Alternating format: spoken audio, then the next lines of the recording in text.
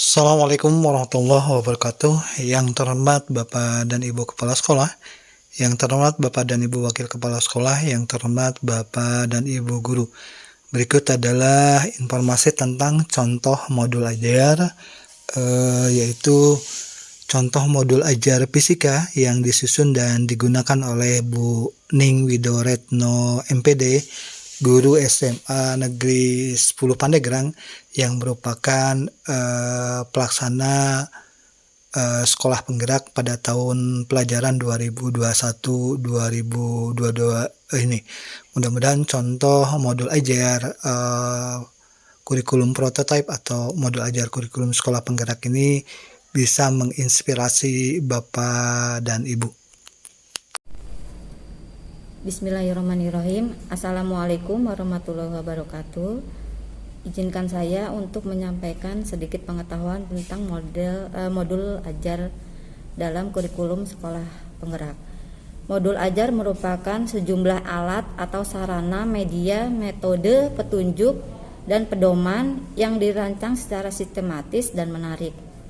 Modul ajar merupakan implementasi dari alur tujuan pembelajaran yang dikembangkan dari capaian pembelajaran dengan profil pelajar Pancasila sebagai sasarannya. Modul ajar disusun sesuai dengan fase atau tahap perkembangan peserta didik. Apa saja yang ada dalam komponen modul ajar? Yang pertama adalah informasi umum. Informasi umum ini terdiri dari identitas umum. Identitas umum terdiri dari nama penyusun, nama institusi, tahun penyusunan, jenjang sekolah, kelas atau fase, dan alokasi waktu. Selanjutnya adalah kompetensi awal. Kompetensi awal ini adalah pengetahuan atau keterampilan yang perlu dimiliki siswa sebelum mempelajari topik tertentu. Selanjutnya dari informasi umum, komponennya adalah profil pelajar Pancasila. Profil pelajar Pancasila merupakan tujuan akhir dari suatu kegiatan pembelajaran yang berkaitan erat dengan pembentukan karakter peserta didik. Profil pelajar Pancasila tercermin dalam konten dan atau metode pembelajaran. Selanjutnya sarana dan prasarana. Sarana dan prasarana ini fasilitas yang dibutuhkan untuk menunjang kegiatan pembelajaran. Selanjutnya target peserta didik. Target peserta didik terbagi menjadi 3, yaitu peserta didik dengan reguler atau tipikal, peserta didik dengan kesulitan belajar, peserta didik dengan pencapaian tinggi, dan terakhir adalah model pembelajaran. Model pembelajaran bisa dengan sistem daring, luring, atau blended learning. Komponen modul ajar selanjutnya adalah komponen inti. Komponen inti ini terdiri dari tujuan pembelajaran, pemahaman bermakna, pertanyaan pemantik, persiapan pembelajaran, kegiatan pembelajaran, asesmen, pengayaan dan remedial, refleksi peserta didik dan guru. Dan komponen modul ajar yang ketiga adalah lampiran yang terdiri dari lembar kerja peserta didik, bahan bacaan guru dan peserta didik, glosarium, dan daftar pustaka. Ini merupakan contoh modul ajar fisika untuk materi pengukuran. Modul ajar fisika ini merupakan implementasi dari alur tujuan pembelajaran. Alur tujuan pembelajaran ini dikembangkan dari capaian pembelajaran fisika pada fase E. Di modul ajar fisika tadi sudah disebutkan bahwa ada komponen-komponennya. Yang pertama adalah informasi umum. Di sini informasi umum ada nama penyusun, nama institusi, tahun penyusunan, jenjang sekolah, kelas atau fase, elemen atau domain CP, alokasi waktu, kata kunci, pengetahuan atau keterampilan, kompetensi, prasyarat, profil pelajar Pancasila yang akan disasar setelah mempelajari materi pada modul ajar ini. Mode pembelajarannya, modul ajar ini bisa digunakan untuk pembelajaran tatap muka dan pembelajaran jarak jauh. Model pembelajaran, sarana dan prasarana, target peserta didik adalah peserta didik reguler atau tipikal dengan jumlah siswa 36. Komponen inti merupakan ada tujuan pembelajaran. Di sini tujuan pembelajaran untuk pengukuran ada 5. Untuk tujuan pembelajaran 1.1 diberikan pada pertemuan pertama, pertemuan ke-1, 1.2 pertemuan kedua dan ketiga, 1.3 pertemuan keempat, 1.4 pertemuan 5 dan 6, 1.5 pertemuan 7 dan 8.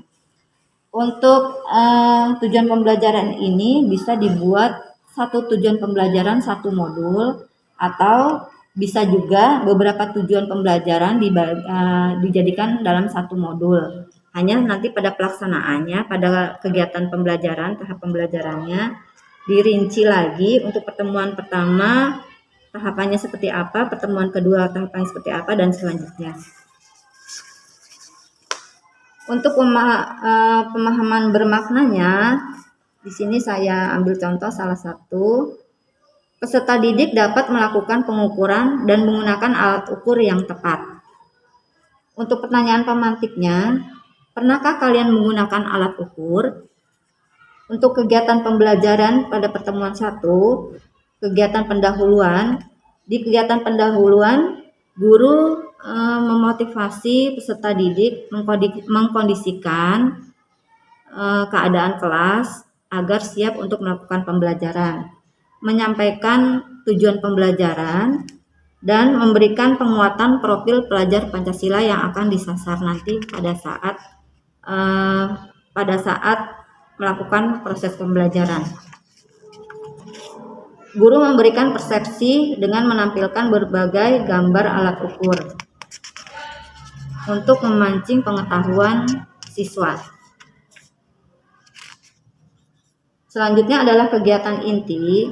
Pada kegiatan inti, guru menampilkan video mengenai pengukuran dan menampilkan gambar mengenai penggunaan jangka sorong dan mikrometer skrup.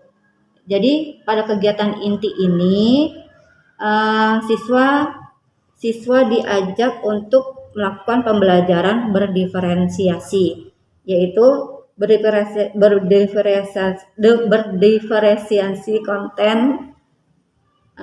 dengan menampilkan berbagai variasi materi pembelajaran dengan menggunakan video dan menggunakan gambar.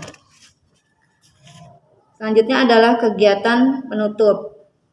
Kegiatan penutup ini guru menanyakan bagaimana perasaan peserta didik setelah melakukan kegiatan proses pembelajaran dari kegiatan pendahuluan, kegiatan inti sampai kegiatan penutup, dan merefleksikan apa yang sudah didapatkan di pertemuan ini.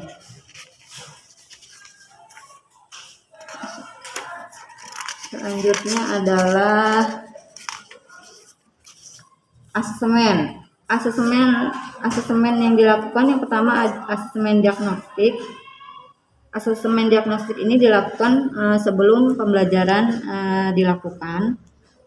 Salah satunya pertanyaannya, seberapa paham kalian tentang operasi aljabar?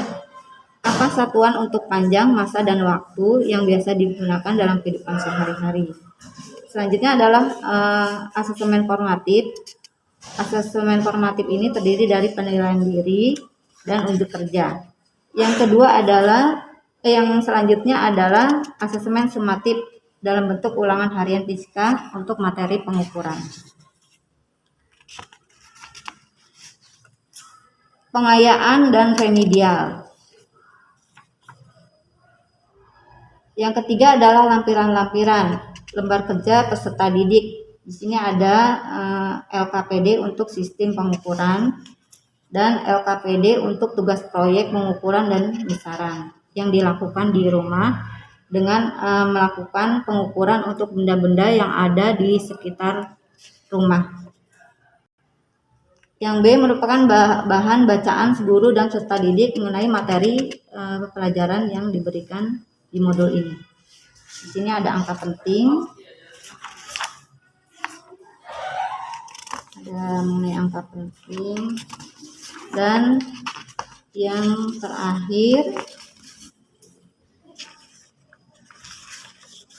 terakhir adalah glosarium berisi tentang istilah-istilah pada materi pembelajaran yang sedang dipelajari. Ada besaran pokok, besaran turunan, dimensi, notasi ilmiah, pengukuran, dan mikrometer skru serta lain sebagainya. Yang terakhir adalah daftar pustaka. Ya, demikian contoh dari modul ajar fisika. Terima kasih. Demikian Bapak dan Ibu penyampaian tentang contoh modul ajar fisika yang disampaikan oleh Bu Ning Widoretno MPD.